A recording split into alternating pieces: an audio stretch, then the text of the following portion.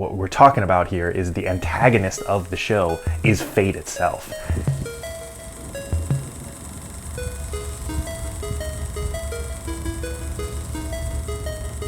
Hey everybody, my name is Nick. I'm a director and editor. And today I'm going to be talking about the Korean drama Marry My Husband. So this is a K-drama, a romance from 2024, so it's brand new. Normally I'm not a big K-drama fan. Stuck-up film fanatic that I am, I developed a distaste for this type of show. And it's mainly because of the look of it, but I'll get into that later. So I'm watching it with Sonia, and she is excited about watching it. And you know, at first I'm thinking I'm not gonna like this, but she wants to like it, so I'm not gonna immediately hate it, right? So I decided to give it a chance and come into it with the most open mind possible. And there actually is quite a bit of stuff in this, and I really got into the show. So it's based on a popular online comic. The concept of the show is actually kind of cool. Kan Jin-won is a really hardworking, nice, meek office lady, but she's married to a total asshole named Min Hwan. So Ji-won has a friend who she thinks is her best friend named Soo-min, but Soo-min is actually sleeping with Ji-won's husband, Min Hwan, behind her back. And Ji-won has cancer and she's dying. And Min Hwan has stopped paying her bills because he wants her to die faster because he's taken an insurance policy out on her. And Ji-won goes home and catches Soo-min and Min Hwan together in bed, and then they start yelling at her, telling her she's selfish, and Soo-min pushes Ji-won down into a table, she hits her head, and she dies. So you're thinking, what's unique about this show? It sounds like a melodrama soap opera. Then you just spoil the whole show for me? No, that's the first 10 minutes of the show. So what happens next is Ji-won wakes up back in 2013, 10 years earlier. And now she gets a chance to relive her life again, knowing everything that she knows. And the really interesting part of it is that as Ji-won starts to change things, the universe or fate or what have you tries to set it back to the way that it was. So one example of this would be Ji-won avoids running into a table and bruising her leg because she remembers doing it before.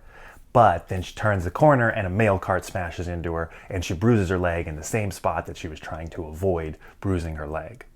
So she realizes that fate is going to try to make the same things happen that are supposed to happen. So she needs to trick fate and give her fate to someone else. This is the concept of the show. I really like this time travel concept of having to trick fate and fate working against you. It's a concept that was actually used in the Stephen King novel 11/22/63. And it's just a great device. It's a great concept because what we're talking about here is the antagonist of the show is fate itself. It's Soo-min and Min Hwan, but it's also fate itself. She's working against the inevitable. And that just sets up a lot of really cool possibilities. You're taking this otherwise normal office drama, very melodramatic concepts, and you're putting in this kind of cool sci-fi fantasy element into it. And the mix of those two things makes the show feel fresh and interesting. Regarding the romance element of the show, you know, I was kind of against that part of it, but this show really changed my thinking when I was watching it because I had a realization that the romance and the cheesiness and the over-the-topness of the show really is the fun that people are getting out of it. One example is Ji-won is about to hit something and then out of nowhere, slow motion, the handsome love interest swoops in to save her. And it just like slows down, he looks at her, she looks in his eyes, his hair is perfect, grabs her and moves her away, right? These over-the-top moments are kind of the ridiculous thing where you're like, oh geez, that would never happen. But if you instead change your mind and think like, now this is exciting and funny and I'm gonna enjoy how over-the-top, how unrealistic this is, it makes it so much fun. It reminds me of kind of like the romance version of a gory horror comedy, where the splatter, the unrealisticness of the violence, the silliness of it, it's the point, right? You don't dwell on like, oh, well, when you cut somebody's arm off, the blood wouldn't spray all over the place like that. No, that's what the point of it is. It's fun, it's revelatory. Just like in this show when, you know, the guy looks at her and says some ridiculously stupid, cheesy line like, I'll do anything, I'll do whatever you want, whenever you want, just ask me. Instead of being like, oh geez, no guy is gonna, like, a guy's expected to do that. No, but that's the point. It's a fantasy. And what I realized is that this type of K-drama is a security fantasy. So just like a martial arts movie would be a power fantasy, right? The hero is beating up 20 dudes. He couldn't really do that, but that is why the viewer is watching, because it's fun to imagine being able to be amazing like John Wick. You know, the hero is getting people to fall unconditionally in love with her because she's so beautiful and perfect and everybody falls in love with her. And that's the fantasy. The fantasy is being able to make somebody unconditionally love you. So the point of this show, which is actually, I think, very beneficial, is that it discusses self-worth. So the character Ji-won at the beginning of the show thinks she is fated to have a bad life. She accepts all these bad people in her life. Throughout the show, she starts to ask for more from the people that are dealing with her. She asks for more from her partner. She asks for more from her friends. And she only starts to deal with people who treat her as well as she treats other people. And so the people that are in the show are kind of unrealistically over the top, giving her everything she wants. But the message of the show is that you deserve to have people treat you well. This is a really positive show in that the theme of this is it's discussing abusive relationships, really. The husband, Ming Hwan, her friend Su Min, are both abusers.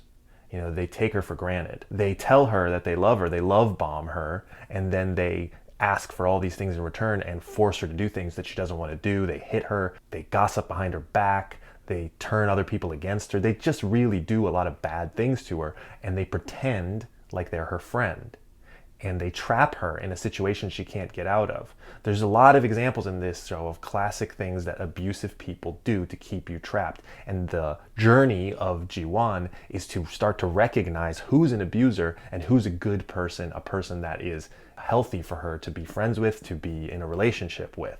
And even though there is an exaggeration to how perfect her new friends are, how perfect her boyfriend is, the point of the show is to teach us to recognize, you know, who are good people and who are bad people, and to contribute, I think, ultimately to the self-esteem of the viewer.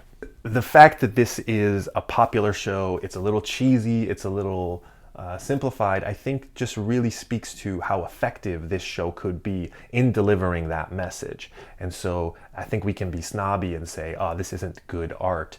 But the reality is, this may be a really effective show in helping a lot of people. I really do think that this is a great show to help people who are in abusive relationships. So with all that said about the great message of this show and the great things that it's doing, I do want to get into some film snob criticism of it. The show starts out really strong, but they try to stretch it out too far. It's 16 episodes. It would have been much, much tighter at 8 or even 10. There's an extra villain that comes in who is the ex-fiance of the new love interest. And this new person is totally a repeat of the other villains. I think they're trying to show parallels between how he is stuck in an abusive relationship too, but it doesn't really work as well because we don't have a connection to her from the start of the show. She comes in maybe I want to say like the 10th episode or something. And the reality is we don't need it. We have really, really good antagonists already with Ming Hwan, with Su Min, with fate itself. We don't need this extra rich, evil lady to come in. And the acting of the other villains, Ming Hwan and Su Min, is already so good.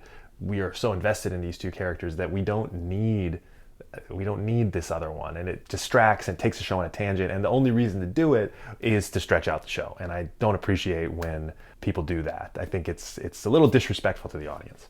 You know, another criticism I would have is that the overly clean filming style of the show is pretty boring. It's very sanitized. Everything is shiny and perfect. It's the style of Korean dramas, and it's the kind of the reason that I'm a little adverse to. There's not a lot of interesting techniques, interesting angles. It's very standard, it's very by the book. You can see that these shows are shot for speed. There is a formula of the way that the lighting is done and the way that the characters are placed and the blocking and all this stuff. So it doesn't allow for anything new to be sparked visually or technique-wise. Although it is very effective, it looks very clean and professional, basically like a commercial.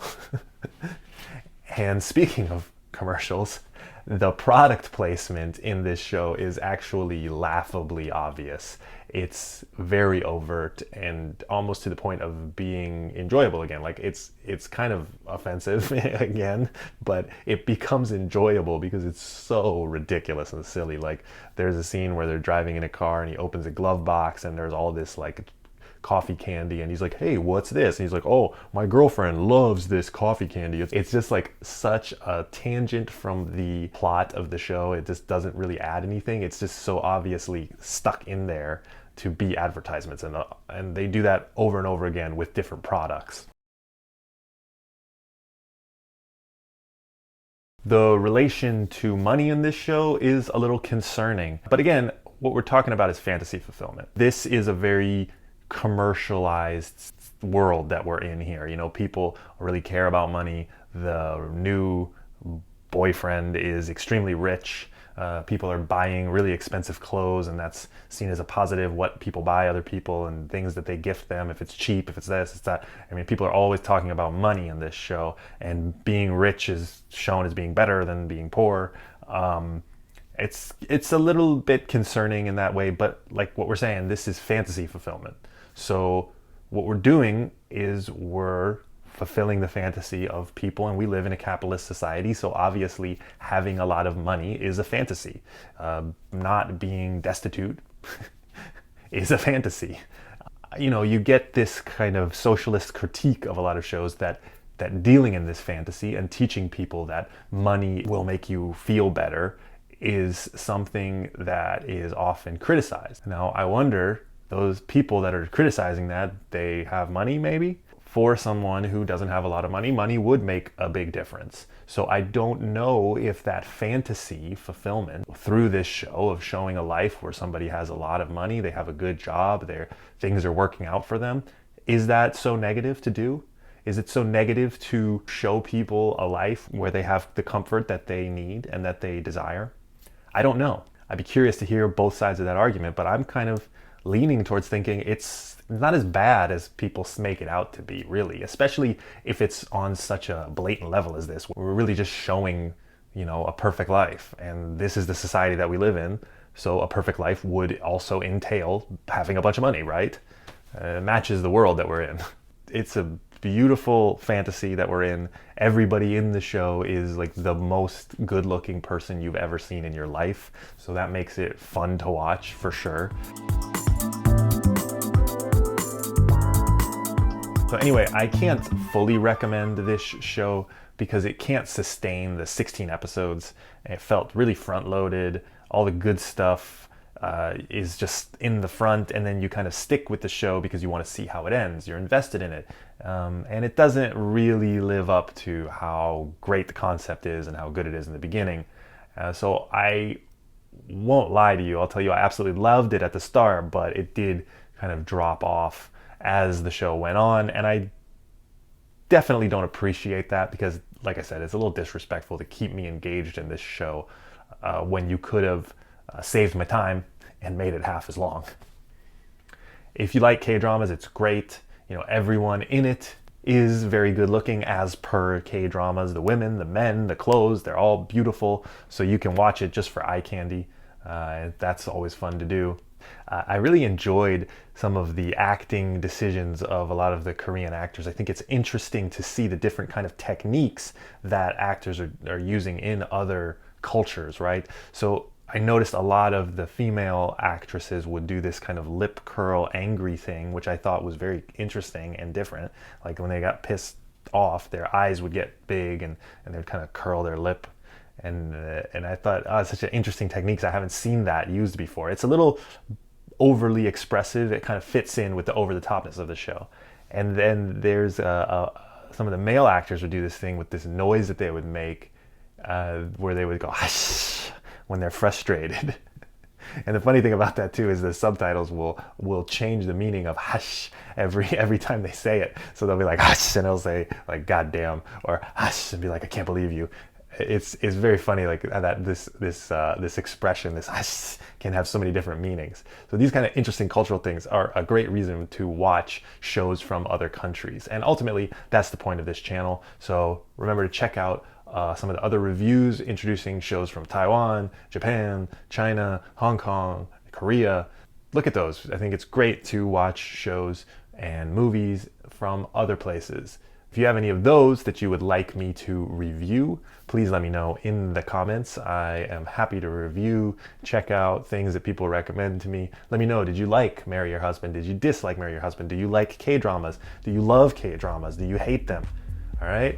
So let me know, and I'll see you guys next time. Thank you so much for watching Mint Volcano. It's time.